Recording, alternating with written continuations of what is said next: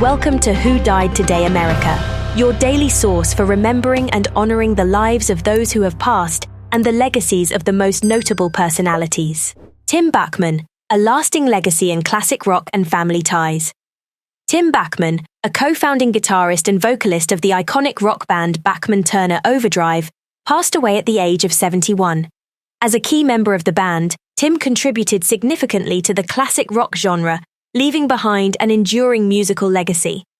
Formed in 1973, Bachman-Turner Overdrive achieved international success with hits like Taking Care of Business and You Ain't Seen Nothing Yet.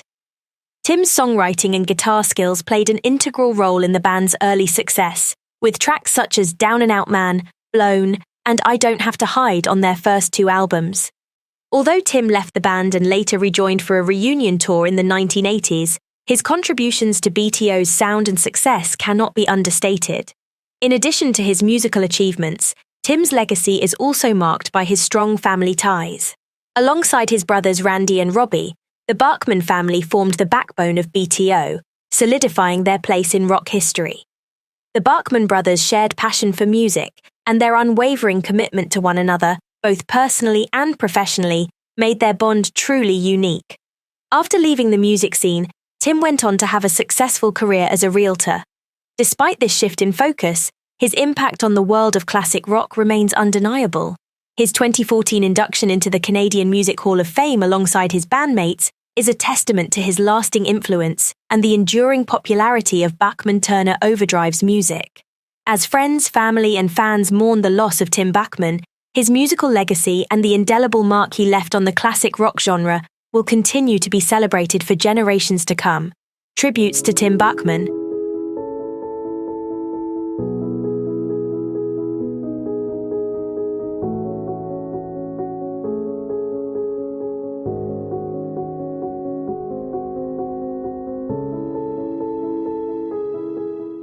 Mike Shannon, a lasting legacy in St. Louis Cardinals history. Mike Shannon, a two-time World Series winner and longtime St. Louis Cardinals broadcaster, has passed away at the age of 83. Known for his unique connection to Cardinals fans and his unbridled passion for the game, the team, and the St. Louis community, Shannon left an indelible mark on the history of the organization. Shannon's career with the Cardinals began as a player, spending 9 years on the field and earning 2 World Series titles. He was the regular right fielder for the 1964 championship team, and moved to third base in 1967 when St. Louis acquired Roger Maris and won another World Series. After a short stint in the front office, Shannon transitioned to the broadcast booth in 1972, where he would spend the next 50 years providing colourful commentary and memorable anecdotes, endearing him to fans as the Moon Man. Throughout his broadcasting career, Shannon developed a strong bond with both the Cardinals fans and his fellow teammates. Cardinals owner Bill DeWitt Jr. praised Shannon for his commitment to the organization, saying, "Mike's unique connection to Cardinals fans and his teammates was reflected in his unbridled passion for the game, the Cardinals, and the St. Louis community." Shannon retired after the 2021 season, leaving behind a lasting legacy in Cardinals history. He is survived by his second wife, 2 sons, 3 daughters, 18 grandchildren, and 9 great-grandchildren. As fans and the baseball community mourn his passing, they will continue to remember his dedication and passion for the game, the team, and the city he loved. Tributes to Mike Shannon.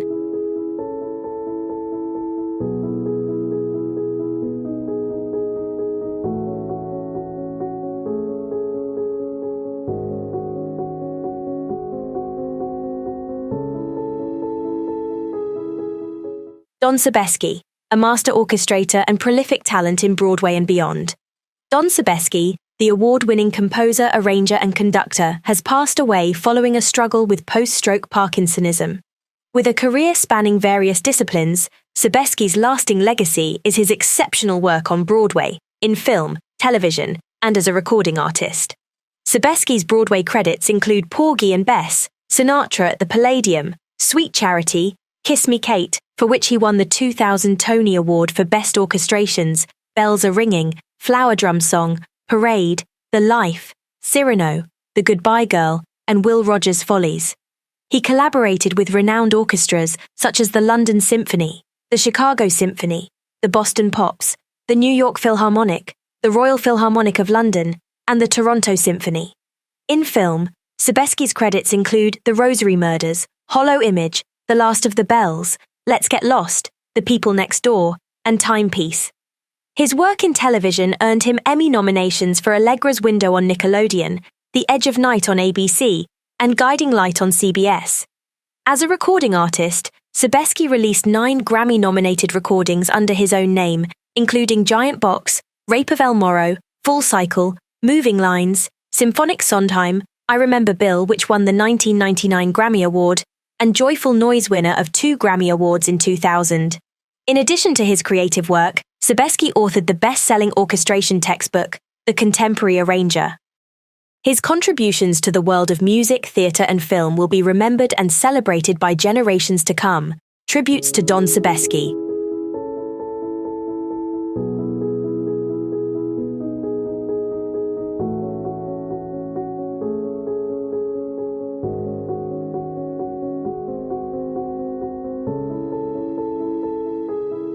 James Alexander, a passionate South African talent whose light shone bright. South African actor and producer James Alexander, also known as James Gracie, has passed away at the age of 45 after a courageous battle with head and neck cancer.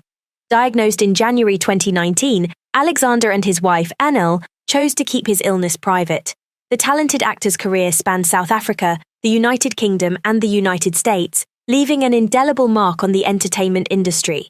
Best known for his role as Dr. Rico Martins in the Mnet and Kiknet Afrikaans soap Binnenlanders, Alexander also played Tristan in Mnet's The Wild.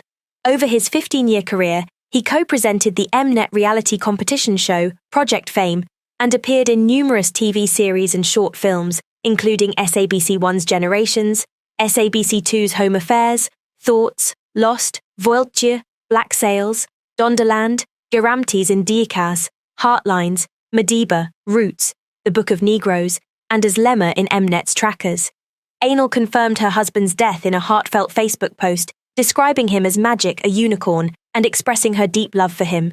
James Alexander's dedication to his craft, his passion for people, and his infectious sense of humor will be sorely missed by all who knew him and admired his work. Tributes to James Alexander.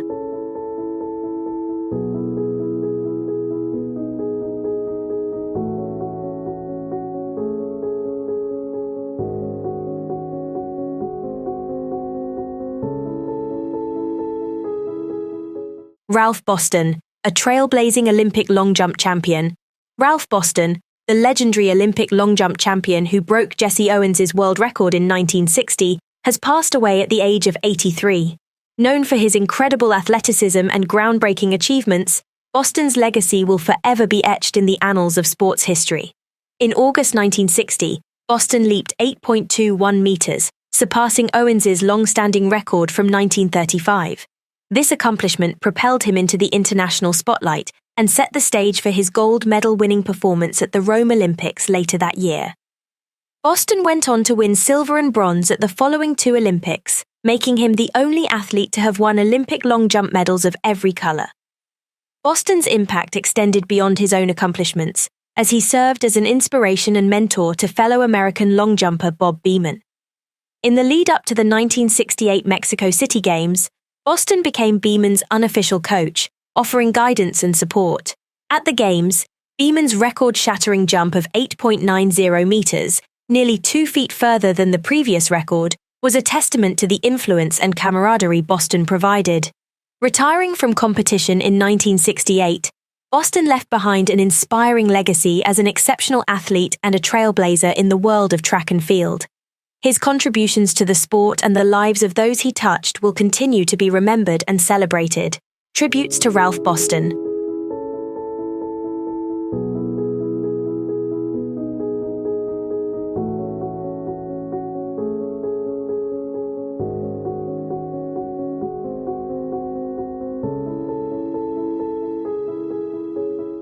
Broderick Smith, a pillar of Australian music and enduring legacy. Australian music legend Broderick Smith has passed away peacefully at home at the age of 75, leaving behind a rich legacy as a talented multi-instrumentalist, vocalist, and harmonica player. Smith was a member of prominent Australian bands in the 1970s, including Carson and the Dingoes, and pursued a solo career under the moniker Broderick Smith's Big Combo. Smith's contributions to the Dingoes spanned from 1973 to 1979 and resumed when the band reformed in 2009. As a father, he influenced the musical path of his son, Ambrose Kenny Smith, a member of both King Gizzard and the Lizard Wizard and the Murlocs. The Dingoes' debut self-titled album in 1974 reached number 24 on the ARIA Albums chart, and their subsequent albums, Five Times the Sun, 1977, and Orphans of the Storm, also charted. Throughout his career, Smith released 15 albums, recording in Australia, Canada, and the US, collaborating with renowned artists such as Cat Stevens, Jimmy Barnes, Steve Cropper, and the Memphis Horns. Smith's songwriting prowess is evident in the approximately 200 songs he helped write, with his solo albums showcasing his skill for crafting meaningful lyrics. He believed lyrics should hold significance and not just be something to sing along to. As a member of the Dingoes, Smith was inducted into the ARIA Hall of Fame in August 2009. In 1971, he joined Carson, releasing the album Blown in 1972, which reached #19 on the ARIA Albums chart.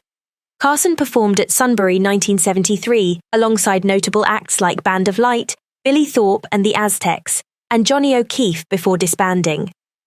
Broderick Smith's enduring contributions to Australian music and his talent for songwriting and performing will be remembered for generations to come. Tributes to Broderick Smith.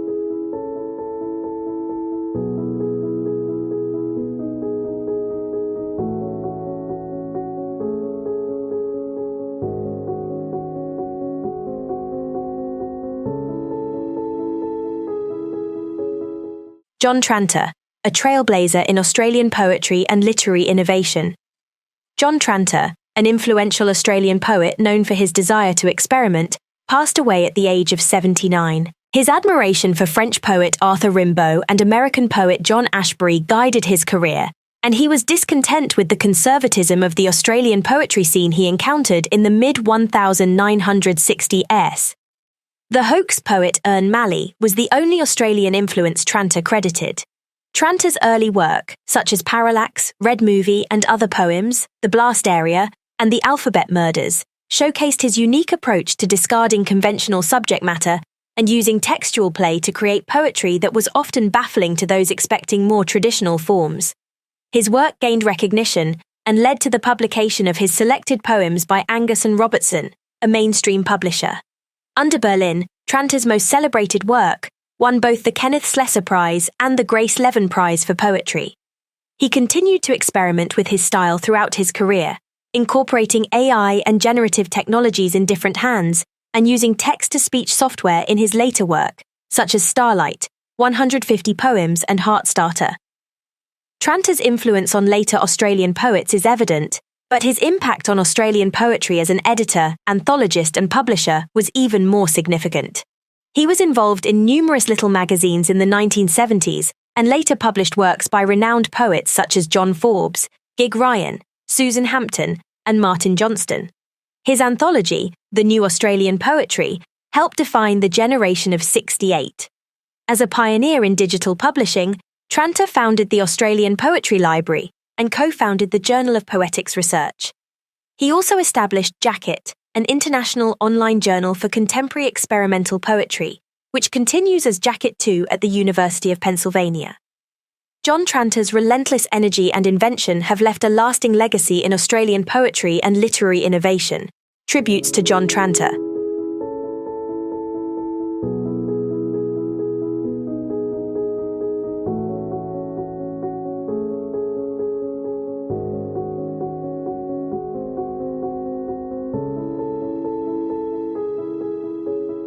Slava Zaitsev, the Soviet Christian Dior and a trailblazer in Russian fashion. Renowned Russian fashion designer Vyacheslav Slava Zaitsev, often hailed as the Soviet Christian Dior, passed away at the age of 85, leaving behind an extraordinary legacy in the world of fashion. Born in Ivanovo, a town to the northeast of Moscow, Zaitsev's journey took him from humble beginnings to the catwalks of Paris, New York, and Tokyo, achieving international acclaim for his vibrant dresses adorned with traditional Russian floral patterns. Zaitsev's career faced challenges from the outset, with Soviet authorities rejecting his first collection in 1962 due to its bright colors that contrasted with the prevailing societal norms. Undeterred, Zaitsev's work attracted international attention, and by 1963, French magazine Paris Match recognized him as a pioneer of Soviet fashion. Despite being initially barred from leaving the Soviet Union due to his contacts with Western designers, Zaitsev eventually showcased his collections abroad, setting the stage for his monumental success. Throughout his illustrious career, Zaitsev defied expectations and overcame adversity, transcending his modest upbringing and the limitations imposed by his father's status as an enemy of the people, to become one of Russia's most famous fashion designers. In addition to his work in fashion, Zaitsev hosted the popular television show The Verdict of Fashion between 2007 and 2009, further solidifying his place in the public eye. With a client list that included Russian movie stars, singers, and even President Vladimir Putin's ex-wife Lyudmila, Zaitsev's unique vision and bold experimentation have left an indelible mark on the international fashion scene. His unwavering commitment to his craft and ability to defy convention have cemented his legacy as a true trailblazer in the world of Russian fashion. Tributes to Slava Zaitsev.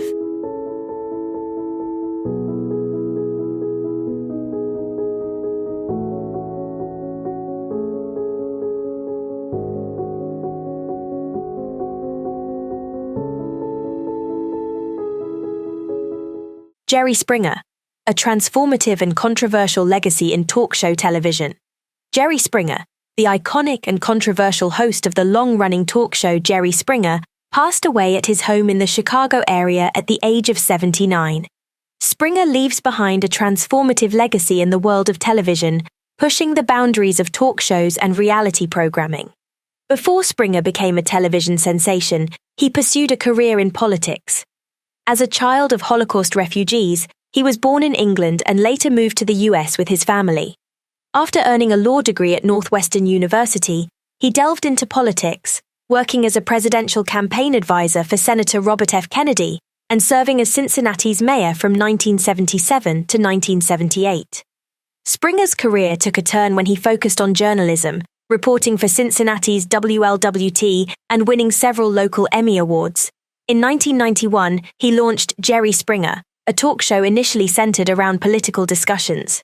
However, it wasn't until the show shifted to a more provocative, tabloid-style format in 1994 that it skyrocketed in popularity.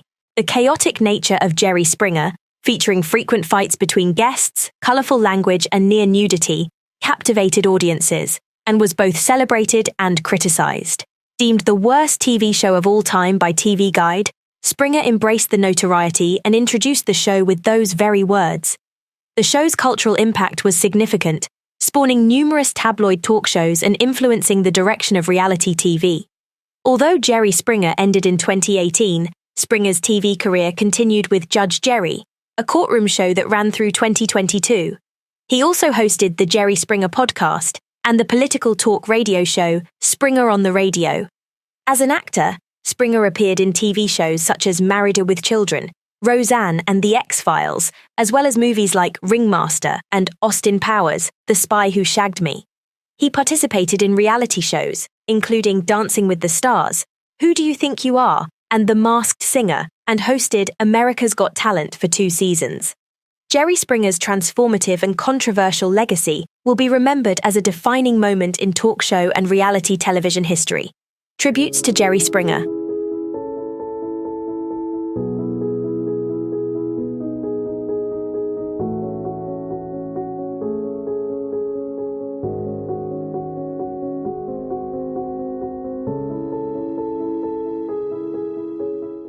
Anne Perry, a complex legacy in British crime fiction.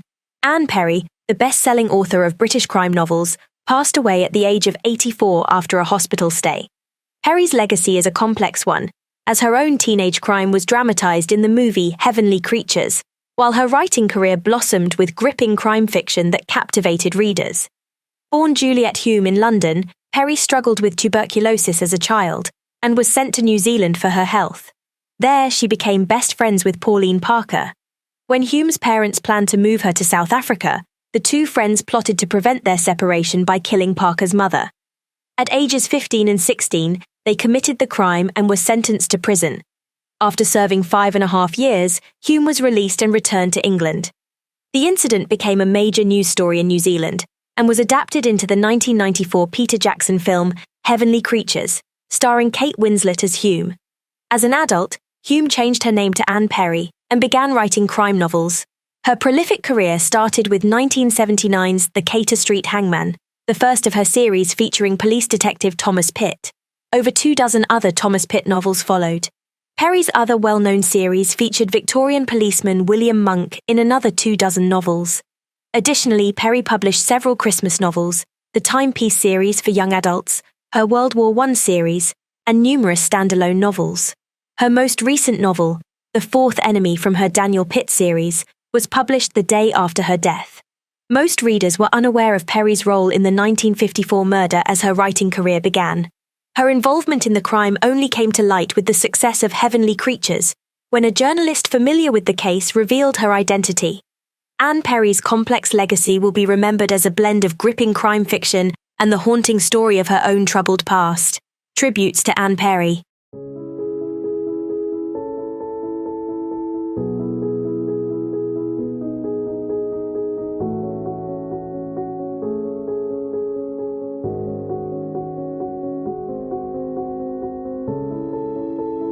Thanks for watching Who Died Today America. If you enjoyed this tribute, please give it a thumbs up and share with friends. Don't forget to subscribe and hit the notification bell for more inspiring stories. Leave a comment below telling us who inspired you the most. See you in the next video.